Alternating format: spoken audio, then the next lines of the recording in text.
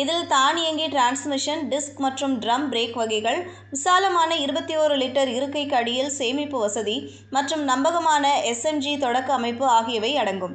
அதன் வலுவான USBக்களில் ஒன்று 68.75 கிலோமீட்டர் மைலேஜ் ஆகும். இது அதன் பிரிவில் உள்ள பல ஸ்கூட்டர்களை விட முன்னணியில் உள்ளது. செயல்திறன் மற்றும் வசதியின் கலவையானது இந்திய சாலைகளுக்கு பல்துறை தேர்வாக அமைகிறது. 125cc பிரிவில் ஃபாசினோ 125 மற்ற சிறந்த மாடல்களிலிருந்து கடுமையான போட்டியை எதிர்கொள்கிறது.